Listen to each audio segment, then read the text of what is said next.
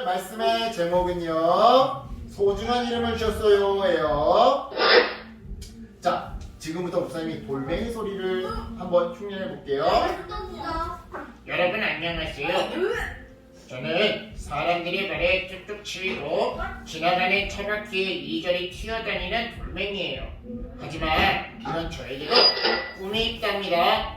이게 돌멩이가 무슨 꿈이라는 생각이 든다면 제 이야기를 한번 잘 들어보세요. 그날도 저는 이리저리 굴러다니다가 우연히 한 개울에 다다르게 되었답니다. 사람들의 발길질에 몹시 치였던 따라 매우 지쳐 있었죠. 그때 누군가의 목소리가 들렸어요. 얘야 안녕. 나는 디딤돌이라고 해. 사람들이 안전하게 강을 건너도록 도와주는 돌이지. 뭐라고? 우리 사람들이 도움을 주셔서? 깜짝 놀라는 저를 보며 디딤돌이 이렇게 말했어요. 나도 예전에는 길바닥에 덩그러니 놓여있더랬어. 그 시절 어떤 사람들은 가만히 있는 나에게 와서 툭 부딪히고서는 에이 이런 걸림돌 같으니라고 하면서 화를 내기도 했었지. 그런데 어느 날 한 사람이 나를 요리조리 살피더니만 글쎄 이곳 개울가로 나를 데려왔지 뭐야. 그리고서는 나에게 디딤돌이라는 새 이름을 붙여주었어. 그때부터 나는 이곳에서 사람들이 안전하게 강을 건너도록 돕게 되었단다. 디딤돌의 이야기를 들은 저는 가슴이 두근두근 뛰기 시작했어요. 저도 디딤돌처럼 멋진 이름을 가질 수 있을 것만 같았거든요. 이러한 저를 디딤돌이 응원해 주었어요. 디딤돌이 아니더라도 세상에 멋진 일은 아주 많아. 건물 기둥을 튼튼히 떠받쳐주는 주춧돌이 될 수도 있고, 지친 사람들이 기대어 쉬어가는 쉼터가 될 수도 있지. 너처럼 작은 돌멩이도 마찬가지야. 모래나 시멘트를 만나서 자동차들이 쌩쌩 달리는 도로가 될 수도 있고, 어쩌면 다듬어져서 반짝반짝 빛나는 보석이 될지도 몰라. 중요한 것은 네가 누구를 만나느냐, 그리고 그 사람이 너에게 어떤 이름을 붙여주느냐 하는 거란다. 걸림돌이라고 불리던 내가 디딤돌이 된 것처럼 말이지. 꿈을 꾸다 보면 분명히 너도 너를 알아봐주는 누군가를 만나는 날이 올 거야. 그리고 멋진 이름으로 다시 태어나게 될 거야. 그날부터 저는 저를 알아봐주고 새로운 이름을 붙여줄 누군가를 기다리고 있어요. 뭐 보세요. 저도 언젠가 정말 멋진 돌멩이가 될 테니까요. 여러분, 돌멩이의 꿈 이야기. 우리가 방금 들었던 이야기가 돌멩이의 꿈 이야기인데요. 잘 들었죠? 그저 여기저기 나뒹굴던 돌멩이는요, 디딤돌을 만나서 꿈을 꾸기 시작했는데요. 목사님은 분명 그 돌멩이가 꿈을 이뤘을 거라 생각해요. 즉, 멋지고 새로운 이름을 가지게 되었을 거라 생각한다 이 말이죠. 마치 베드로전서 말씀 속 사람들이 예수님을 믿고 새로운 이름을 얻은 것처럼 말이에요. 자, 그렇다면 이쯤에서 우리 베드로전서에 대한 설명이 필요하겠죠? 베드로전 후서는요, 예수님의 제자였던 베드로가 고난 중에 있는 성도들을 위로하고 격려하기 위해 쓴 편지였어요. 당시 그리스도인들은 예수님을 믿는다는 이유만으로 엄청난 괴롭힘을 당하고 있었거든요. 이런 상황에 놓인 성도들에게 베드로는요, 이렇게 편지했어요. 주님께 나아오십시오. 그는 사람에게는 버림을 받으셨으나 하나님께는 택하심을 받은 살아있는 귀한 돌입니다. 여러분도 살아있는 돌과 같이 되었으니까 신령한 집을 짓는 데에 쓰임받도록 하십시오. 그래서 예수 그리스도로 말미암아 하나님께서 기쁘게 받으실 신령한 제사를 드리는 거룩한 제사장이 되십시오. 여러분, 이 말씀에서 살아있는 돌은 누구를 말하는 걸까요? 바로 예수님을 말해요. 예수님 당시 사람들은요, 예수님이 누군지 잘 알지 못했는데요, 설령 예수님을 안다고 해도 예수님의 말씀을 무시하고 비는 사람이 더 많았더랬죠. 마치 길바닥에 놓여 아무에게도 주목받지 못하는, 오히려 걸림돌이라고 무시당하고 손가락당하는 그런 돌처럼 사람들은 그렇게 예수님을 무시하기 일쑤였는데요. 그렇게 예수님을 무시하던 사람들은 결국 예수님을 죄인 취급하며 십자가에 못 박기까지 했던 것이죠. 하지만 하나님께서는요, 처음부터 우리를 구원하시기 위해 놀라운 계획을 가지고 계셨어요. 그리고 그 계획을 이루기 위해 예수님을 이 땅에 보내주셨죠.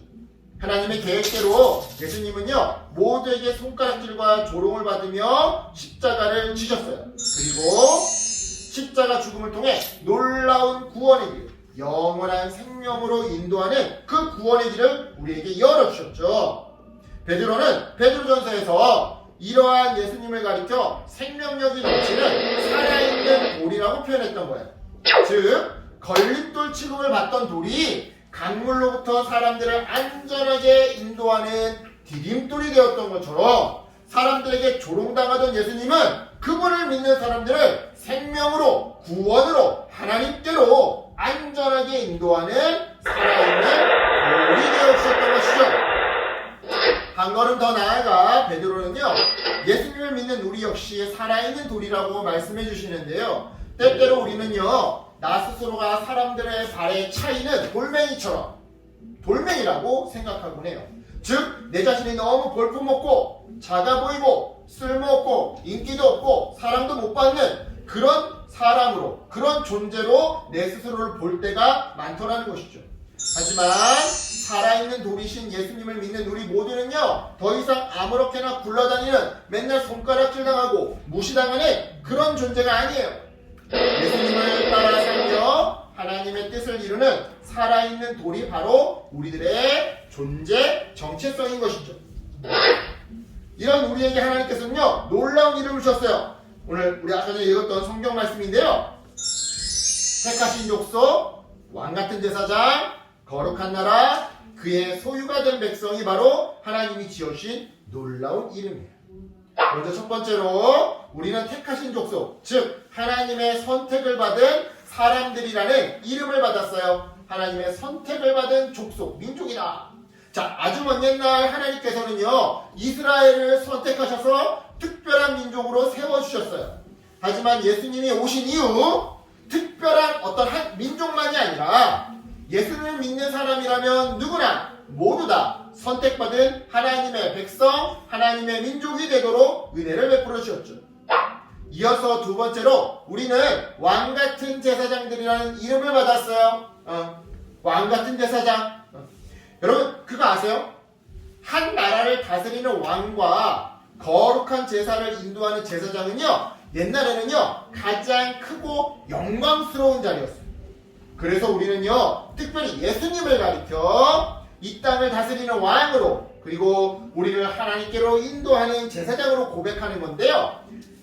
그런데 하나님께서는요 예수님을 믿는 우리도 왕같은 제사장이라고 불러주셔요.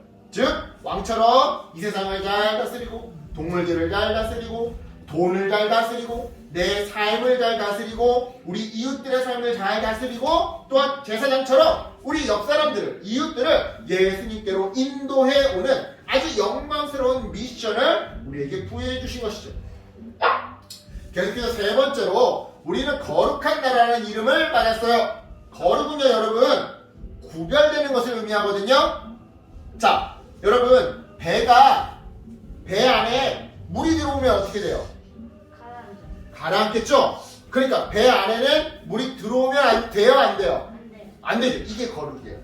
우리가 세상 속에 살아요. 마치 배가 바다 위에 떠다니는 것처럼 우리가 세상 위를 살아가요. 세상 속을 살아가요. 하지만 세상 사람들의 사고방식이나 세상 사람들의 생각이나 세상 사람들의 문화방식이 그대로 우리 안에 들어오면 어떻게 된다고요? 세상 바닷속에 꼬르륵 잠긴다고요. 그래서 우리가 세상 속에서 세상 친구들과 서로 친구 맺고 사이좋게 지내지만 그럼에도 불구하고 세상 문화에 물들면 안 되겠죠? 이게 바로 거룩이에요. 과거에 이스라엘 백성이 율법에 따라 철저히 세상과 구별된 삶을 살았다면 이제 우리는 예수님이 십자가에서 흘려주신 피로 죄와 구별되어 깨끗해졌어요. 그래서 우리는 예수님의 십자가 보혈로 거룩한 나라라는 이름을 얻게 된 것이죠. 자, 마지막으로 우리는 하나님의 소유가 된 백성이라는 이름을 받았어요. 자, 여러분은 내 소유물을 어떻게 여겨요? 자, 잃어버리거나 망가지지 않게 끝까지 소중하게 여기죠. 예를 들어서 우리 서진이가 핸드폰을 잃어버렸어요. 그러면 어떻게 될까요? 속상하겠죠. 왜냐하면 그거는 서진이 거니까. 잃어버리지 않게 애기답죠? 열심히 철저하게 보호하겠죠. 만약에 아빠나 목사님이 너 자꾸 그렇게 하면 핸드폰 뺏어버린다라고 하면 뺏기지 않기 위해서 말을 잘 듣겠죠. 노력을 하겠죠. 그죠? 왜냐면 내 소유물이니까, 내 거니까, 뺏기면 안 되니까. 마찬가지예요. 하나님께서는요, 하나님의 소유로 삼으신 백성들을요, 끝까지 사랑하시며 돌봐주시는 분이세요. 우리가 어려울 때 도와주시고, 마음이 아플 때 위로해주시고, 죄로부터 우리를 지켜주시죠? 따라서 하나님의 소유가 된 우리는 하나님 안에서 참된 기쁨과 평화를 누릴 수 있는 것이죠. 이처럼 여러분, 살아있는 노리신 예수님을 믿는 우리 모두는요, 꿈을 이룬 디딤돌과 같아요. 택하신 족속, 왕같은 제사장, 거룩한 나라, 하나님의 소유가 된 백성이라는 놀라운 이름을 얻게 되었으니까 말이죠. 동시에 새롭게 이 이름을 얻은 우리는요, 어둠에서 빛으로, 죄와 사망에서 생명으로 옮겨졌어요. 따라서 이렇게 커다란 은혜를 받은 우리가 마땅히 해야 할 것은 한 가지. 언제 어디서나 하나님의 아름다운 덕을, 다른 말로 하나님의 아름다운 빛과 아름다운 선행과 아름다운 섬김과 솔선수범과 예의 바름과 생명을 선포하며 보여주며 사는 거예요. 즉 말과 행동으로 예수님을 믿으면 구원받아 새롭게 될 수 있다라는, 예수님을 믿으면 더 이상 슬픔과 미움과 아픔이 있는 것이 아니라 주님 안에서 즐겁게 밝게 예의 바르게 섬기며 살아갈 수 있다는 것을 전하는 것이죠.